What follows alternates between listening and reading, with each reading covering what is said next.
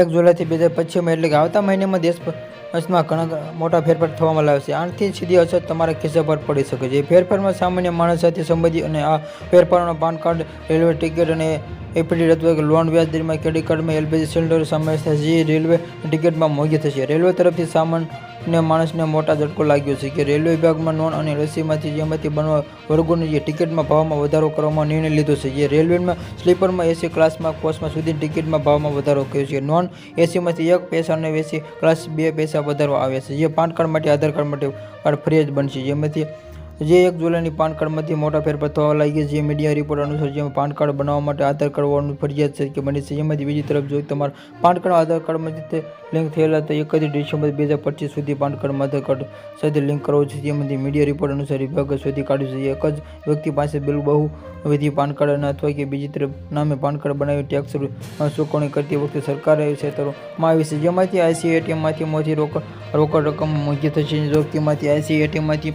મશીનનો ઉપયોગ કરવામાં આવશે. જેમાંથી 1 જુલાઈથી જેમાંથી આઈસીઆઈ બેંકમાંથી પ્રતિ ટ્રાન્સફર ₹23 ચાર્જ ચૂકવવો પડી શકે. જેમાંથી એટીએમમાં તમે 5 ટ્રાન્ઝેક્શન મફત મળશે.